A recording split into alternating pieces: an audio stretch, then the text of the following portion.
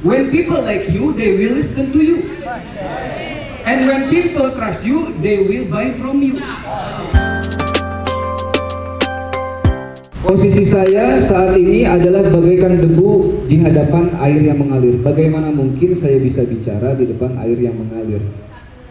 Sering kita lihat guru-guru kita, para ahli yang alim menyampaikan dengan begitu tenang, seperti Ustadz Yani, seperti Ustadz Arifin, Ustadz Sidik, dan tuan guru semua. Sementara lidah saya keluh, lidah saya kaku untuk menyampaikan.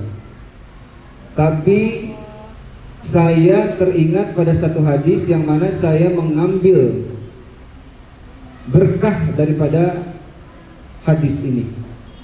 Yang mana hadisnya berbunyi, "Walladzi yaqra'ul Qur'an wa huwa yata'atau fihi wa huwa 'alaihi syaqqun lahu ajrun." Dan siapa yang membaca Quran kemudian dia terbata-bata lalu dia mencoba untuk membacanya, baginya 2 pahala. Maka dengan sangat yakin saya mengambil hadis ini, walaupun lidah ini kaku, walaupun lidah ini keluh, tapi saya senantiasa berharap pada pertolongan Allah Subhanahu wa ta'ala. Maka dari itu selalu saya awali dengan beristighfar, karena takut. Yang pertama, takut kalau kehadiran saya sama sekali tidak memberikan kebermanfaatan sedikit pun. Yang kedua, takut kalau apa yang saya ucapkan itu bukan hal yang saya lakukan. Maka dengan demikian berarti itu artinya saya termasuk pribadi yang munafik. Kemudian yang ketiga, takut kalau apa yang saya sampaikan bukan datang dari Allah dan Rasulnya, melainkan hanya datang dari nafsu semata. Maka dari itu selalu saya mulai dengan beristighfar. Kemudian membaca doa tadi, doa husnul khatimah. Ada doa itu di Majmu, diajarkan oleh Abi. Yang mana memang kenapa selalu membaca doa ini dijelaskan pada kitab Nasaihul Ibad, bahwa wa min asbabi husnul khatimah. Di antara sebab husnul khatimah itu wa minha muwadzabatu ala hadad doa. Jadi membiasakan membaca doa itu. Memang doanya ini punya waktu khusus dibacanya, yaitu baina sunnati subhi wa fardihi, di antara sunnah subuh dan fardunya. Artinya bisa kita simpulkan doa ini sangat baik dibaca ketika di antara azan dan iqamah. Doanya mulia, waktunya mulia. Waktu subuh tentu sudah tidak bisa kita pungkiri bahwa waktu subuh waktu mulia. Sebelum subuhnya sepertiga malamnya, kemudian setelah sepertiga malam ada waktu sahar 10-20 menit menjelang subuh. Kemudian waktu subuhnya. Di waktu subuhnya saja sholat sunnahnya saja khairun minad dunya wa ma fiha, lebih baik daripada dunia dan seisinya. Kemudian doa ini dibaca di antara azan dan iqamah. Kita sama-sama tahu la yuraddu du'a bainal azan wal iqamah, tidak akan tertolak doa di antara azan dan iqamah. Jadi doanya luar biasa, waktunya pun luar biasa. Maka saya coba biasakan membaca ini di luar waktu tadi, agar Allah senantiasa merubah pribadi ini untuk lebih baik. Karena tentu kami pun mengakui banyak sekali kekurangan dan kami ingin terus memperbaiki segala hal-hal yang perlu diperbaiki. Dan tentunya khawatir, karena memang khawatir di zaman ini luar biasa sekali. Zaman yang penuh ujian dan cobaan serta fitnah. Dan ini memang sudah diprediksi oleh Rasulullah SAW bahwa sayati ala ummati zamanun, akan datang pada umatku satu zaman. Yuhibbunal khamsa wa yansaunal khamsa. Mereka mencintai 5 dan melupakan yang 5. Yang pertama, yuhibbunad dunya wa yansaunal akhirah. Mereka mencintai dunia dan melupakan akhirat. Mereka berpikir dunia itu selamanya, akhirat tidak ada. Padahal kenyataannya dunia sementara, akhirat selamanya. Dunia sementara, akhirat sebentar lagi. Kemudian yang kedua, yuhibbunal hayya wa yansaunal maut. Mereka mencintai kehidupan dan melupakan kematian. Mereka pikir mereka akan hidup selamanya dan kematian tidak akan pernah datang. Padahal hidup hanya sebentar dan kematian terus mengejar. Kemudian yang ketiga, yuhibbunal kusur wa yansawnal kubur. Mereka mencintai gedung-gedung tinggi, rumah-rumah megah, dan melupakan kubur yang menjadi rumah terakhir mereka. Mereka sibuk membangun gedung-gedung tinggi, membangun rumah-rumah dengan pagar-pagar yang tinggi, kepada tetangga tidak kenal, tidak bersosialisasi, sampai-sampai mereka lupa pada rumah terakhirnya yang tidak lebih ukurannya sebesar 2 kali 2 meter, mungkin sebesar itu. Kemudian yang keempat, yuhibbunal mal wa yansawnal hisab. Mereka mencintai harta dan melupakan hisabnya. Mereka lupa apapun yang mereka lakukan ketika mendapatkan atau mencari harta, semuanya akan dihisab. Mereka lupa itu, sehingga mereka melakukan cara apapun, mau itu benar, mau itu salah, mereka lakukan, dan mereka lupa bahwa semuanya akan dihisab. Kemudian yang terakhir, yuhibbunal khalqa wa yansawnal khaliqa. Mereka mencintai makhluk dan melupakan sang khalik, melupakan Robnya. Dan karena alasan itu pula, akhirnya muncullah kelalaian dan mengeraskan hati sehingga melupakan Robnya, lupa pada Allah. Dan itu sudah diprediksi oleh baginda Nabi dan banyak terjadi di zaman ini. Untuk itu marilah kita jadikan momentum ini sebagai momentum perubahan, yang mana tentunya bagaimana atau di mana awal kita untuk menggapai momentum perubahan, yaitu dari Al-Quran. Kita manfaatkan momentum ini, walaupun hanya 1 bulan sekali bertemu, tapi kita mengkhususkan membaca Al-Quran setiap hari. Kita manfaatkan momentum ini. Maka dari itu saya sengaja pada pertemuan ini mengambil atau membawa satu kitab yang bernama Kitab At-Tibyan fi Adabi Hamalatil Quran. Kitab yang dikarang oleh Al-Imam Al-Hafiz Abu Zakaria bin Syaraf An-Nawawi. Beliau ada banyak sekali menuliskan kitab-kitab yang luar biasa. Di antaranya ada, kita sama-sama tahu, Hadis Arba'in, kemudian Riyadhus Shalihin, kemudian ada Syarah Sahih Muslim. Nah, belum banyak yang tahu ketika sebelum beliau menuliskan kitab-kitab itu, beliau menuangkan pengalaman beliau ketika menuntut ilmu, mendekatkan diri kepada Al-Quran sebagai upaya ia mendekatkan diri kepada Allah melalui kitab ini. Dijelaskan di sini bagaimana adab-adab kita ketika berinteraksi dengan Al-Quran. Bukan hanya murid, tapi guru. Jadi bukan hanya murid di kitab ini, bukan buku yang diperuntukkan untuk murid, tapi juga untuk para pengajar Quran, orang-orang yang selalu berinteraksi dengan Quran, para pengemban Quran yang baca, yang mengamalkan, yang menghafal. Ini wajib baca buku ini. Saya ditugaskan sebagai pengajar Quran, maka saya wajib membaca buku ini. Kita akan buka pada Al-Babul Awal, yaitu bab pertama, fi atrofi min fadilati tilawatil Quran wa hamalatih, yaitu menerangkan sisi-sisi kelebihan membaca Quran maupun menghafalkan Quran. Buat saya menarik ketika saya tidak akan menjelaskan semuanya, insya Allah hanya 1 ayat saja sebagai pembuka pada kitab ini di Al-Babul Awal ini. Dan ini buat saya pribadi menarik. Dibuka dengan ayat 29 surat Fatir. Di sini dikatakan kalau Allah Ta'ala, innal ladzina yatsluna kitaballah. Sesungguhnya orang-orang yang membaca kitab Allah, tentunya di sini adalah Al-Quran. Wa aqamus shalah, dan mendirikan salat. Wa anfaqu mimma razaqnahum, dan mereka menginfakkan sebagian rezeki yang telah Allah karuniakan kepada mereka. Sirron itu sembunyi-sembunyi. Wa alaniyatan, yaitu dan juga dengan secara terang-terangan, terbuka. Berarti artinya berbuat baik itu ada 2 cara. Bersedekah ada 2 cara. Ada dengan cara sir, sembunyi-sembunyi, ada juga wa'ala niatan, yaitu terang-terangan. Orang-orang yang berbuat baik secara sembunyi-sembunyi, mereka-mereka ini hanya mengharapkan pandangan Allah saja. Mereka tidak mengharapkan pandangan manusia, apapun itu. Tapi ternyata boleh juga secara terang-terangan, wa'alaniatan.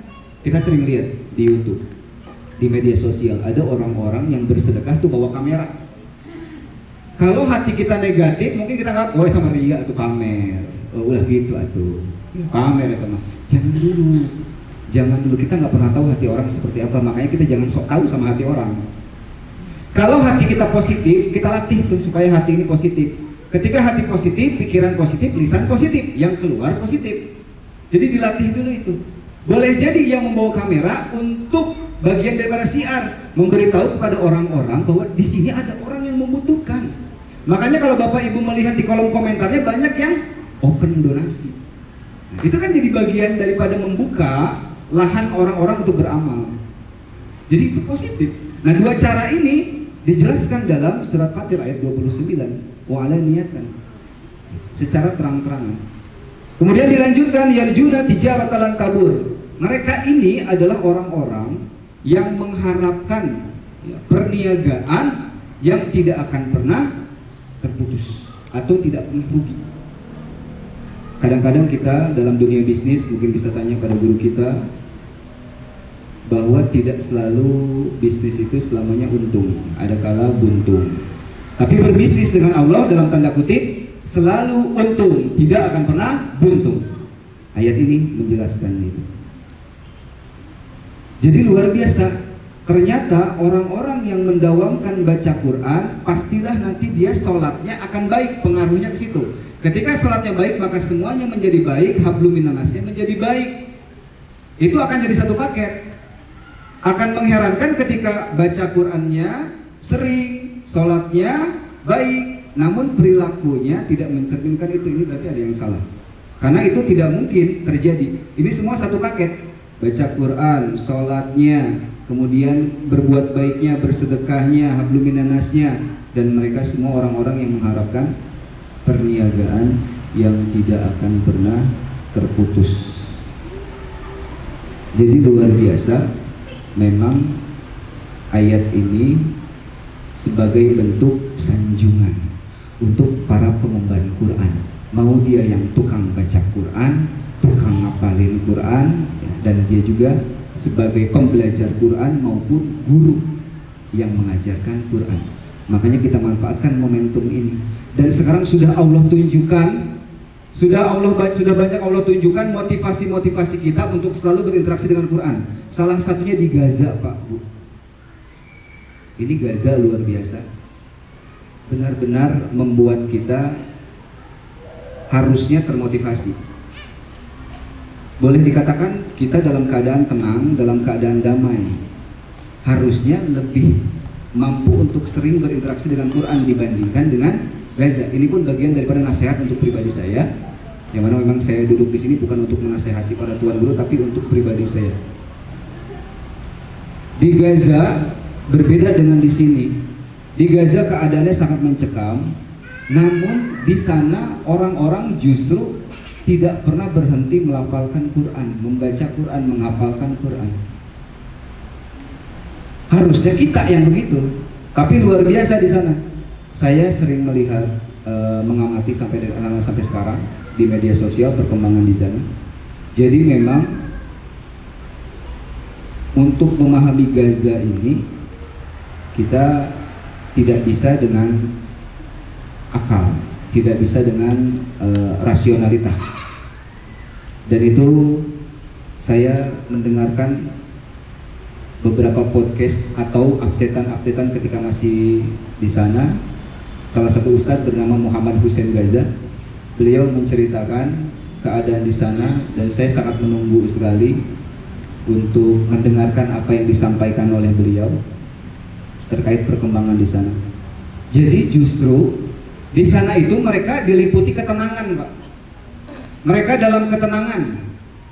Ya. Kok bisa? Boleh jadi karena keberkahan tanah dan keberkahan orang-orangnya. Makanya di sana kalau ibu bapak pernah lihat video-video anak-anak Gaza bicara itu, mereka public speakingnya luar biasa.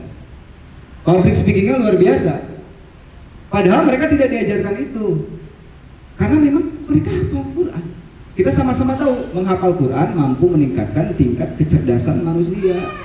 Sehingga itu bisa terlihat dari cara dia bicara. Itu luar biasa. Public speakingnya bagus sekali. Dan tahukah Bapak Ibu sekalian bahwa para pejuang-pejuang Gaza selalu melibatkan Al-Quran dalam setiap perjuangannya. Bahkan kata Ustadz Muhammad Hussein Al-Ghazaini, di sana itu mereka menamakan operasi militernya itu diambil dari nama-nama Quran. Luar biasa di situ. Ada yang beliau beri nama itu Hijarat Sijil, diambil dari surat Al-Fil. Ada yang mereka ambil itu ketika itu operasi militernya itu, saya tuh sampai mencatat itu nama-namanya. Al-Asfin Makul dari surat Al-Fil juga sama. Bahkan sampai-sampai mereka menamakan drone penyerangannya itu dengan nama Toiron Ababil. Itu luar biasa. Ya, orang-orang Gaza di sana. Jadi mereka selalu berkaitan dengan Quran. Dan mereka itu berperang tidak seperti Zionis. Mereka berperang itu 0 km. Kalau Zionis tidak berani itu 0 km. Face to face mereka dari jauh, penembak jitu, tank. Kalau pejuang-pejuang Gaza 0 km. Dan apa yang membuat mereka berani? Mereka bertempur, berperang sambil melafalkan surat Yasin. Gaza, Masya Allah. Apa kabar dengan kita? Gitu. Apa kabar dengan kita yang dalam keadaan tenang ini? Makanya akhirnya ketika saya mendengar dan mengikuti perkembangan di sana itu, ya, bahkan kami tergabung dalam TNI Pak di medsos, Tentara Netizen Indonesia, gitu. Dan membuat tajuk julid fisabilillah begitu, ya. Dengan netizen Malaysia, sekarang Turki ikut gabung, gitu. Ya, menyerang gitu ya. Nah, kami cukup aktif itu di media sosial, begitu. Jadi yang punya keahlian julid itu kita bisa manfaatkan untuk mendapat pahala sekarang dengan menyerang akun-akun itu. Dan itu terasa sekali. Mereka mengakui seperti yang pernah di-share di grup itu, mereka mengakui kekalahan di media sosial. Emang orang Indonesia udah nggak ada lawan kalau di internet, ya. Paling parah nomor 1, luar biasa. Nah, itu kita manfaatkan itu. Nah, akhirnya di sini saya mengambil kesimpulan, Pak. Saya mengambil kesimpulan ini terakhir dari saya, bahwa ini kita boleh berbeda pendapat. Tapi bagi saya insan kamil adalah Gaza. Bagi saya pribadi insan kamil adalah Gaza. Karena di tempat ini saya mendapatkan ketenangan. Sekali lagi ini bukan gombal, tapi apa yang saya rasakan betul seperti itu. Di tempat ini saya mendapat ketenangan, mendapatkan banyak ilmu daripada tuan guru semua. Saya masih ingat 8 tahun yang lalu, modal saya hanya jadi imam di masjid, lalu diculik dalam tanda kutip oleh Ustadz Irfan dan dijerumuskan dalam tanda kutip ke tempat ini. Kemudian bertemu dengan Umi Nunung, besoknya ngajar. Alhamdulillah bersyukur berduet dengan Ustadz Egis. Kenapa? Ternyata saya pada saat itu benar-benar blank di sini, nol, nggak bisa ngomong. Walaupun ketika KKN itu ngajar di MI kelas 3, 4, 5, dan 6, tapi ketika sampai di sini, ini kenapa benar-benar blank? Anak-anak itu auranya luar biasa berbeda dibandingkan anak-anak di luar sana. Ini pasti ada penyebabnya. Tidak mungkin tercipta begitu saja. Alhamdulillah saya bersyukur diduetkan dulu dengan Ustadz Egis. Berkenalan pun saya nggak mampu. Melihat Ustadz Egis dulu bagaimana cara beliau bicara. Beliau guru saya. Kemudian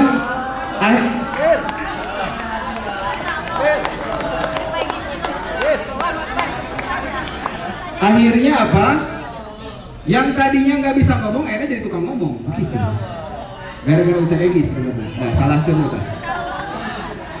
Kemudian Ustadz Salim, Ustadz Sidik, pada saat itu karena saya tahu guru di sini itu harus mimpin wirid, dia tahu sama, tapi kan kita punya irama yang khas.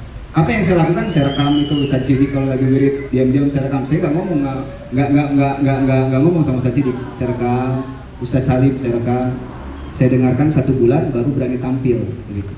Jadi luar biasa di sini. Bagaikan Gaza bagi diri saya pribadi. Walaupun di luar sana banyak bom-bom yang menghujam saya, yang sedikit menggoyahkan keteguhan hati dan kesetiaan. Banyak itu di luar, tidak sembarangan itu, ya. Tapi saya yakin ini karena nilai-nilai keberkahan tempat ini. Dan saya belajar nilai-nilai keikhlasan walaupun dalam perjalanannya kadang ada mengeluhnya, kadang ada ya manusiawi lah. Tapi terus saya belajar. Saya memang bukan produk Al-Ihya, tapi saya belajar langsung dengan murid-muridnya Abi. Saya tidak belajar langsung dengan Abi, tapi saya belajar langsung dengan murid-muridnya Abi, pewaris ilmunya Abi. Itu jauh lebih mahal dari apapun. Itu yang saya rasakan. Sejujurnya itu yang saya rasakan. Karena saya datang dari luar, bukan produk sini. Saya pernah di Bandung, pernah di Jakarta. Kalau di Bandung ada Simpang 5, Tower CIMB Niaga, arah Asia Afrika, itu di situ kerjanya. CIMB Niaga. Kemudian di Jakarta turun stasiun Sudirman, naik ke atas Tower UOB, saya di situ. Marketing. Coba nyambung karena kurang. Tapi saya bawa ilmu itu ke sini karena ada kaidah di dunia marketing tuh yang saya gunakan sekarang dalam mengajar. When people like you, they will listen to you. And when people trust you, they will buy from you. Kalau orang udah suka sama kamu, dia pasti mendengarkan kamu. Kalau orang udah percaya sama kamu, pasti dia beli produk itu dari kamu. Saya gunakan itu di ini dalam mengajar. Walaupun dalam mengajar dengan anak-anak, ya, bagaimana cara supaya disukai oleh anak-anak. Kadang-kadang kalau anaknya tidak PDKT, kami yang PDKT ke anak-anak agar mudah mahabbah. Ketika tumbuh mahabbah di murid, maka ilmu akan mudah diserap. Jadi ilmu itu. Kemudian selain itu terakhir, saya pernah di atas panggung, ya, nyanyi. Ternyata tidak ada bedanya sama mengajar. Saya pakai ilmunya itu, ya. Bukankah kelas pun adalah panggung? Sama dengan panggung untuk bernyanyi. Dan bukankah audiensnya itu adalah anak-anak yang mana kita harus mampu memanage mereka? Angkat tangan, mereka angkat tangan. Ke kiri, mereka ke kiri. Ke kanan, mereka ke kanan. Dan bukankah mengajar adalah pertunjukan yang harus menarik? Sama. Jadi saya bawa ilmu itu ke tempat ini. Dan ditambah belajar dengan orang-orang yang mulia ini, murid-murid daripada Abu Tamrin. Maka dari itu terakhir tentunya saya pribadi ingin memberikan pesan untuk pribadi saya sendiri, yang mana memang nasihat ini saya khususkan sebenarnya untuk pribadi saya. Tapi kalau memang nasihat ini berkenan bagi guru-guru sekalian, alhamdulillah. Karena buat saya terkadang Allah menunda sesuatu yang jamil atau indah untuk menjadikannya ajmal atau lebih indah. Maka dari itu tenangkan hatimu, karena Allah tidak akan menyia-nyiakan niat yang jujur. Karena sesungguhnya tujuan beragama itu adalah mengendalikan diri, bukan mengendalikan orang lain. Maka itu teruslah belajar. Jangan sampai ilmu dunia kita selevel sarjana, tapi ilmu akhirat kita selevel anak SD. Dan teruslah berbuat baik, karena memang pada kenyataannya suatu hari nanti kita hanya akan menjadi kenangan pada sebagian orang. Untuk itu teruslah menjadi yang terbaik untuk berbuat baik. Mudah-mudahan apa yang saya sampaikan ada manfaatnya. Untuk itu sebelum saya tutup, ada satu doa yang ingin saya baca bersama-sama. Doa ini diberikan oleh guru kami Ustadz Saiful. Beliau mendapatkan dari gurunya Kiai Haji Mufid Mas'ud Al-Hafiz. Kami mendapatkan doa ini ketika pada saat itu wisuda tahfiz. Ada Miss Roda juga di sana, ada Ustadz Egi, semua kami diberikan doa ini. Doa ini adalah doa memohon untuk menjadi penghafal Quran, tapi di dalamnya mencakup segala ruang lingkup kehidupan. Untuk itu saya ingin bersama-sama sebelum menutup pertemuan ini, sama-sama kita membaca doa ini. A'udzubillahi minasyaitonirrajim. Bismillahirrahmanirrahim. Allahumma shalli wa sallim ala sayyidina Muhammadin al-Fatih lima ughliq wal khatim lima sabaq nasirul haqqi bil haqq wal hadi ila siratal mustaqim wa ala alihi wa sahbihi haqqa qadrihi wa miqdarihi azim. Allahumma inna fatahna laka fatha. Allahumma ya fatahu ya Allah iftah alaina futuhal arifin. Allahumma ya fatahu ya Allah iftah alaina abwaaba rahmatik. Allahumma ya fatahu ya Allah iftah alaina abwaaba hikmatik. Allahumma ya fatahu ya Allah iftah alaina abwaaba ulumik. Allahumma ya fatahu ya Allah iftah alaina abwaaba arzakik. Allahumma ya fatahu ya Allah iftah qulubana binurika wa nuri nabiyyika Muhammadin sallallahu alaihi wasallam wa nuril Qur'an bi rahmatika ya arhamar rahimin. Allahumma sabit imanana wa sabit islamana warzuqna al-istiqamah fil ibadah wal ulum an-nafi'ah wal aulad as-salihah wal arzaq wal mubarakah wal amaru tawila fi ta'atika ya Allah wal amalul maqbula wa husnul khatimah fid din wa dunya wal akhirah. Allahumma ij'alna wa auladana wa talamidana min ibadikal mu'minin wa min ibadikal muslimin wa min ibadikal muhsinin wa min ibadikas salihin wa min ibadikas sabirin wa min ibadikas syakirin wa min ibadikal mukhlisin wa min ibadikal muttaqin wa min ibadikal mustaqimin wa min ibadikal ladzina kanat qulubuhum al-Qur'an wa alsinatuhum al-Qur'an wa ahwaluhum al-Qur'an wa min hufaz li kitabikal karim waj'alna min ulamaikal amilin al-muttaqin al-mahdin ila siratikal mustaqim. Allahumma yassir lana umurana wa umura ahlina wa umura auladina wa umura walidina wa umura masyayikhina wa umura talamidina wa umura ma'hadina wa umur madrasatina wa umur jama'atina wa umur duyufina. Allahumma yassir lana walau umur dunya wal akhirah. Allahumma asil lana walau maqasid dunya wal akhirah waqdi hawaijana walau hawaijad dunya wal akhirah. Rabbana atina fid dunya hasanah wa fil akhirati hasanah wa qina adzabannar. Wa sallallahu ala sayyidina Muhammadin wa alihi washabihi wasallam walhamdulillahi rabbil alamin. Assalamualaikum warahmatullahi wabarakatuh.